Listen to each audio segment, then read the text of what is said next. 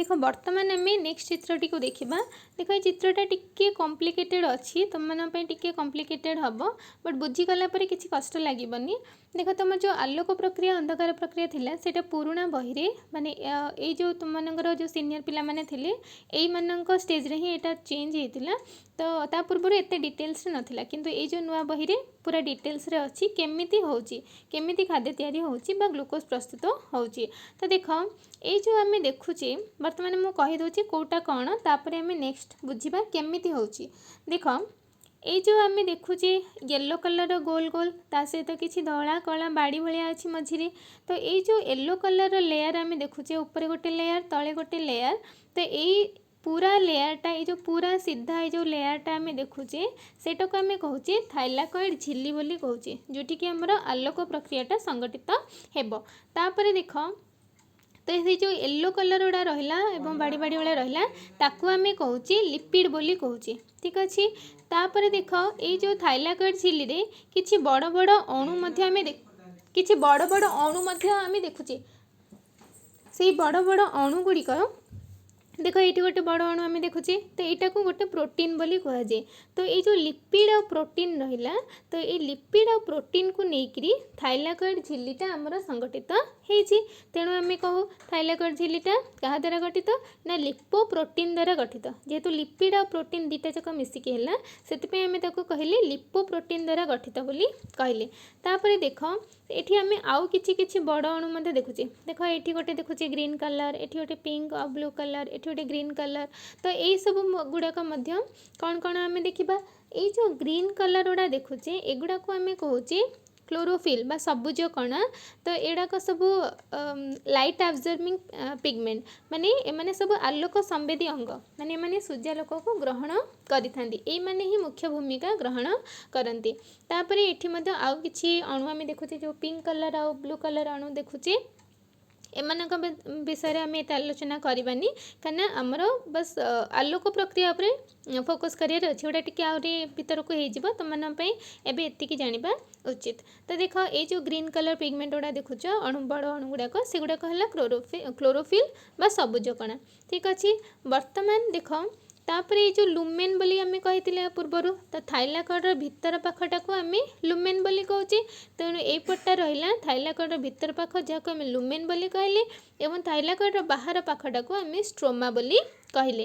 देख आम ये चिन्ह गले कौटा कौन तापर आम देखा ये जो अलग जिनस गुड़ा लिखाई से गुड़िक कौन। देख ये गोटे लिखाई PS1 ये लिखाई PS1 ये लिखाई PS2।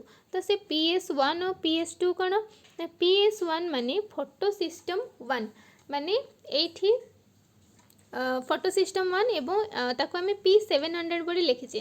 तो P700 बोली कहीं लिखीचे ना ये जो क्लोरोफिलटा सूर्यालोक को ग्रहण करे तो सूर्यालोक जो जीतिक विजिबल रे अच्छी जोटा को तुम बाघ निश हनाला बोली जानिच।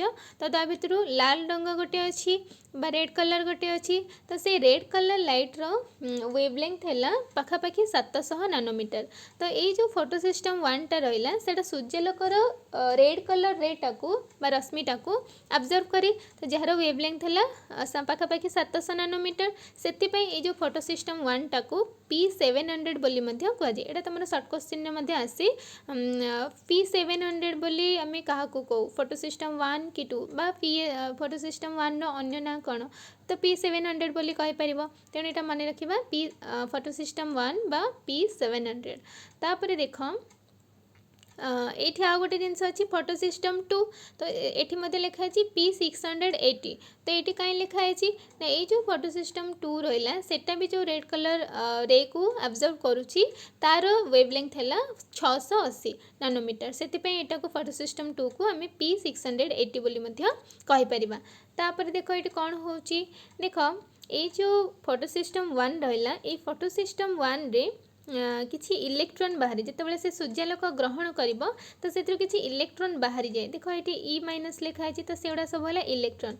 तो से इलेक्ट्रॉन बर्तमान जाकि कौन कर थाइलाकॉइड झिल्ली रे जो लिखाई FDFNR ता अर्थ है यहाँ गोटे प्रकार एंजाइम जहाँ ना है फेरुडक्सिन NADP रिडक्टाज माने NADP टाको सेटा NADP से कन्वर्ट करिबारे एटा सहाय्य करे से यहाँ को कहले फेरुडक्सिन NADP रिडक्टास बा सर्ट्रे में FNR बोली कहले। तो से इलेक्ट्रॉन आउ FNR बर्तमान कौन करिबो ना स्ट्रोमा रे गोटे गोटे प्रकार थाए NADP बोली गोटे थाए। तो से NADP को से NADPH रे परिणत करिबारे साहाय्य करे कि ना इलेक्ट्रॉन FNR ता सहित स्ट्रोमा रे थिबा H+ आयन। तो ये H+ ion electron FNR NADP सबू मिसिकी कौन सृष्टि करती ना NADPH बोली प्रस्तुत करती। तो NADP टा है गोटे NADP+ टा है गोटे प्रकार निम्न शक्ति संपन्न एवं NADPH टा है उच्च शक्ति संपन्न। तो ये कौन है फोटोसिस्टम 1 रु कौन प्रोड्यूस है ना NADP रु NADPH सृष्टि है। तो फोटोसिस्टम 2 रो काम कौन ना जो इलेक्ट्रॉन फोटोसिस्टम 1 टा हरई थिला वर्तमान से इलेक्ट्रॉन पुणी तार भरण हवा दरकार। तो से इलेक्ट्रॉन टा फोटोसिस्टम 2 रु प्रवाहित होइकी इनडायरेक्टली जाइकिरी कहा पाखे पहुँचब ना फोटोसिस्टम 1 पाखे पहुँचब। तापर पुणी देख ये जो फोटोसिस्टम 2 टा इलेक्ट्रॉन हरई देला माने देदेला क्या फोटोसिस्टम 1 को। तो तार पुणी इलेक्ट्रॉन भरण हवा दरकार।